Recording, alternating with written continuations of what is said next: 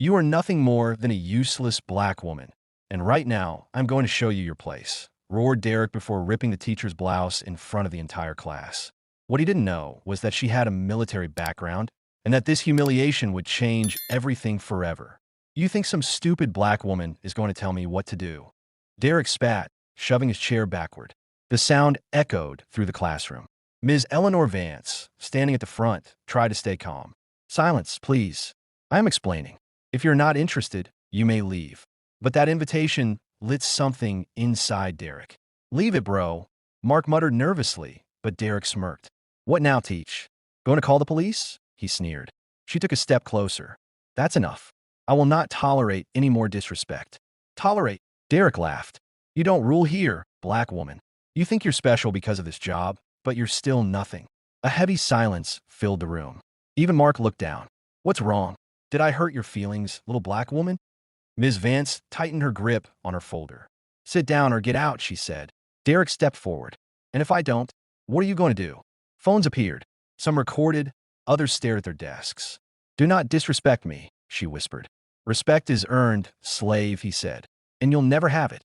Mark's voice trembled. "Enough, Derek," but Derek was already too close. "Are you scared, teacher?" he taunted. She pointed to the door. "Get out now." He stopped inches from her. "Do you really think you can kick me out?" "Leave," she repeated. He smirked. "You don't give orders here. You take them." The tension thickened. "This is your last chance," she warned. Derek tilted his head. "Maybe I should teach you who's in charge." He reached for her shoulder. "Stop," she ordered, but he yanked her blouse, tearing the fabric. The room froze. Nervous laughter flickered, then died. Ms. Vance stood motionless, eyes fixed on him. "Close the door," she whispered, and no one dared to move. Derek hesitated, unsettled by her tone. She calmly walked to her desk, laid down her folder, straightened her papers, and said, "Sit down." The class obeyed instantly. Derek forced a smirk. "Now you're pretending to be tough." "You will apologize," she said. "What?" He laughed weakly. "You're crazy." She stepped closer. "Do it now." Derek turned to Mark for support, but his friend looked away. "You don't know what you've just done," she said softly, each word sharp. "What are you going to do? Call your union?" Derek mocked. "I'm not going to teach you respect," she replied. Class dismissed. The bell rang faintly in the background, but no one moved. She picked up a metal ruler from the desk, her movements deliberate. Derek took a step back, his confidence fading. Ms. Vance didn't move. Her stillness was terrifying. "You think you're so tough?" Derek muttered. She said nothing. "Look at me when I'm talking, slave," he shouted, pushing her hard. The folder fell, paper scattering, but she didn't fall. Instead, she moved with precise speed. A blink later, Derek was face down on the floor, his arm twisted behind his back, Ms. Vance kneeling beside him, composed, controlled. "Let go. You crazy woman," he screamed. She said nothing. Her movements were calm, practiced. "No one moves," she ordered. Mark stood frozen. The class understood. Their teacher had seen worse places than this classroom. When she finally released him, she stood and said quietly, "Now, Derek, leave." He rose silently, clutching his arm, and walked out. Ms. Vance rearranged her papers, her blouse still torn. "Today's lesson was about how violence is born from fear," she said. "I think we've just seen it." She opened the window, letting cold air in. "I won't ask who recorded this. I'll only say, this isn't over," Mark whispered. "Are you going to report him?" "I'll do what I must," she replied. The bell rang. "You may go." One by one, they left. Mark paused at the door. "Teach, how did you learn that?" "I didn't learn it here," she said simply. By lunchtime, rumors spread across Northwood High. Some said she'd flipped Derek. Others swore she'd barely moved. Everyone agreed. No one had ever seen anything like it. In the teacher's lounge, Principal Harrison waited for her. "Please sit," he said, closing the door. "I heard there was a physical altercation." "The student assaulted me first," she said evenly. "I acted to stop him." "Parents are demanding answers," he said. "The boy's in the nurse's office." "I understand." Harrison hesitated. "Did you use physical force?" She met his eyes. "I used control," she said quietly. The principal leaned back, studying her calm expression, realizing there was something about Ms. Vance he didn't understand, and perhaps never would. The clock ticked loudly. Outside, the echo of whispers grew louder, spreading through the corridors like wildfire. Something had changed at Northwood High, and no one yet knew just how far it would go. Only what was necessary for him to stop. Her tone left no room for doubt. Harrison nodded slowly. You'll have to submit a report. I'll send it to the district. I will, Ms. Vance replied, rising. As she walked out, teachers avoided her gaze, but students stepped aside in silent respect. Mark was by the lockers, tense. Teach, he said quietly. Derek's father picked him up. He's furious. She met his eyes calmly.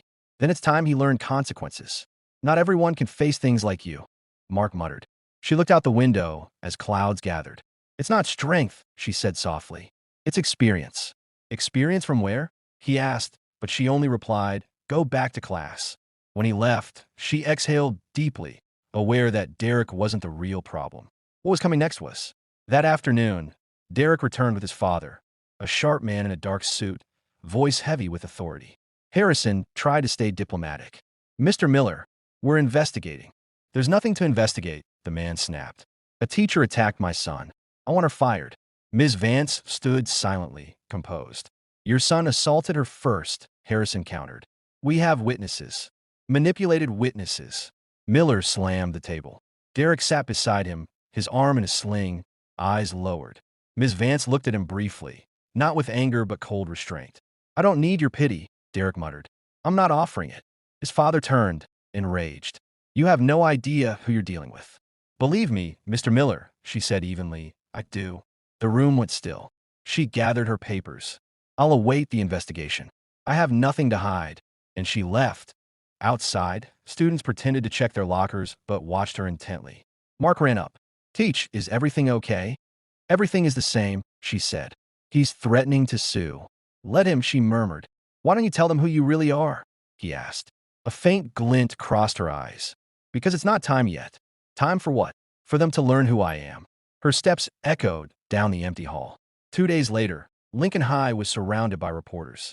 Teacher assault student, headline screamed. No one mentioned the truth. Inside, teachers whispered, expecting her resignation. But when Ms. Vance entered, she wasn't alone. 2 officials followed her. One man in uniform, tall, firm, with military insignias gleaming. I am Captain Richardson, United States Army, he announced. Ms. Vance served 12 years in the Air Force. She was a self-defense instructor. Her action was defensive and proportional. Silence swept the room. Cameras lowered. Ms. Vance stood still, expression unreadable. I'm not a victim or a hero, she said quietly. I just did what was necessary to protect my students. The captain nodded, and she did so with the same discipline she showed in service. At the back, Derek's father went pale. His son wouldn't meet his eyes. Harrison's voice broke the silence. So, no charges? None, the captain confirmed. We also recommend a review of student conduct policy. Ms. Vance nodded once. I'll return to class tomorrow. When she left the lounge, students filled the corridor in silence, parting as she passed. Mark, from his desk, whispered, Now they know who you are? She turned briefly. No, they know what I'm capable of. The next morning, she returned as if nothing had changed. Same folder, same calm tone. The class was full but quiet. Derek was gone, transferred. His father had disappeared from the district. No one spoke of the incident again, but no one forgot it. Ms. Vance wrote on the board, resilience. No one dared to laugh. History, she said evenly, is not always written by victors. Sometimes, it's written by those who refuse to fall. The words carried weight, not anger. Mark listened, proud. She noticed, but continued teaching. When the bell rang, students left silently. Mark lingered. Teach, he asked softly, why did you come back? She placed her papers in the folder. Because leaving would mean giving up, she said. And I never learned how to do that. She walked toward the door, adding, see you tomorrow, Mark. As she left, the classroom seemed to hold its breath. Outside, the wind rippled the flags over the courtyard. From that day on, everyone at Lincoln High understood something Ms. Vance had known all along. Respect isn't taken by force or demanded by fear. It's earned by standing your ground and never backing down. And that was exactly what she had done.